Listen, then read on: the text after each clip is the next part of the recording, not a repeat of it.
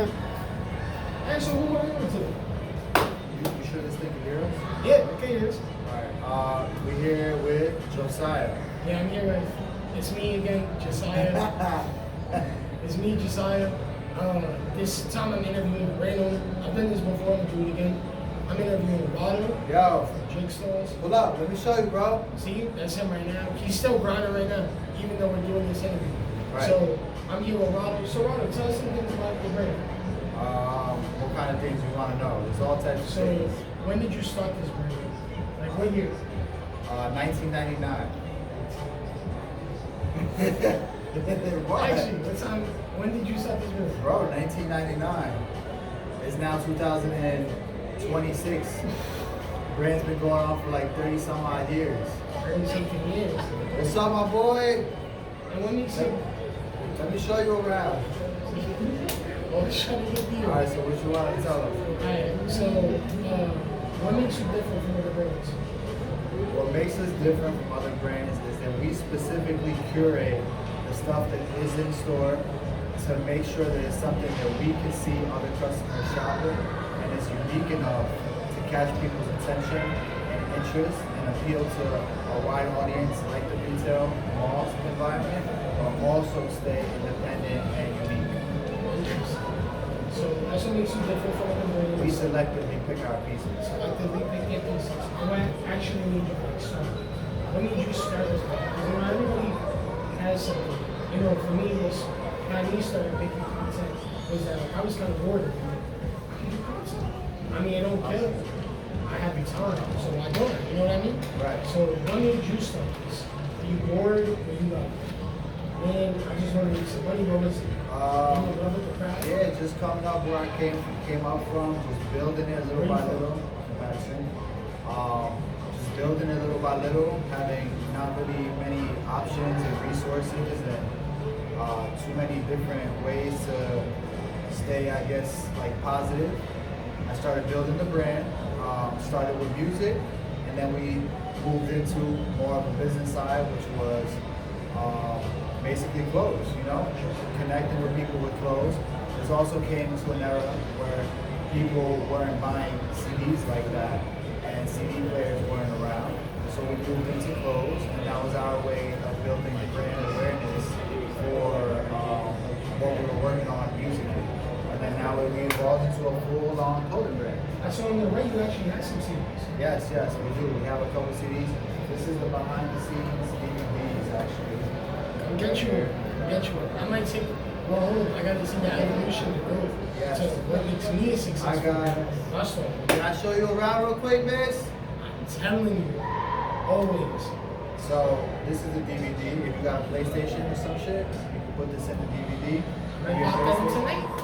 See the background. And watch the behind the scenes of how we started. What else you got? So that's pretty good. What's like the end goal? What's the end goal? A lot of people want to get rich. You said in a past interview you've done that you want to leave behind pieces that nobody could ever explain. Just kind of like promote your pieces that will never be removed. Right. So, what was the question? Is what are you trying to leave behind? Like legacy. Oh, so the goal. What's up, bro? Always working. Yo, so the goal behind it all is to not just leave a legacy behind, but also kind of like continue to create like a hub for creatives. Not just myself, but anybody that does anything creative, whether it's art, fashion, music, whatever. Joogstarz being the hub of that for creatives out there that, you know, don't really have a place to kind of shine, you know what I mean? Record labels these days, we understand, are very monopolized, and ideally it would be great for us to, you know, be able to provide opportunities for up and coming creatives, whether it's your art, whether it's your clothes, whether it's your music, whether it's whatever it is that you do, and just Joogstarz be kind of like an outlet for those creatives, and a home for when they're in the mall space, when most stores in here are just big box retailers that are just very by the book and don't step outside the boundaries. That's how we're doing this interview right now. Josiah shops with us. He comes in all the time. He talks to us. He was here just earlier hanging out, and then is doing an interview with the owner. You know, this is history in the making. It's his history. What else you got? What else I got? What else? Man. I mean, I'm not gonna lie to you guys. I've seen the evolution. I've seen the evolution. I'm not gonna lie to you guys. Bring up the phone. You don't even know how to hold an old school phone. There you go. So talk to them on the phone. I've seen the evolution from the stuff. I've seen it. And, you know, just can't be repeated. If you look at the video I just did, or I'm about to upload later, it's with the guy from Lotto University. His actual one of his first locations used to be in that exact location. I remember. It wasn't that long ago. Yo, bro. 2022, 2023. Then he moved locations to the corner of the mall where Foot Locker was right at. And then if you went upstairs, there was Macy's. Then he moved it again by Kid Exclusive. He kind of took that, and he was doing pretty good there. But then he was like, I'm gonna put on my store. And you know, I saw the grind, I saw the evolution. So that's why I would rock him over that.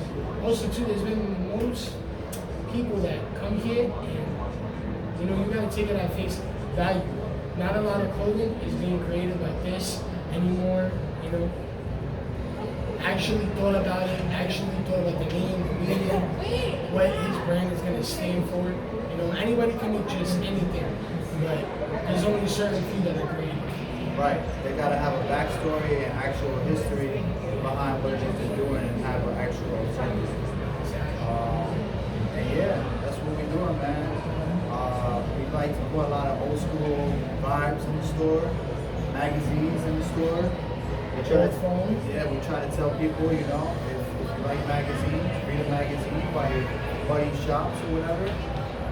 These days, everybody want to be on the phone, but a magazine can help you get some inspiration if you like to be inspired or you like to create anything. So yeah, that's what we're working on. Josiah's going to be a multi-millionaire. We're going to be multi-millionaires. Together we'll be billionaires. And that's it. That's it. The last thing. So, where did you actually start? Because I heard, you know, you started at the Tron. And some of the music you were saying, the grind evolution, you started at the Tron. And you put your stuff in certain stores in Madison. And then you eventually came here. And it took multiple years. And I believe this brand was started around 2015, right? Right. So, from all that, how did you make it this far? Because a lot of people quit their brand. A lot of people quit something that they do as soon as they start because they don't see it through, they don't see it as another opportunity. Even if they fail, no matter it is, you gave it your all.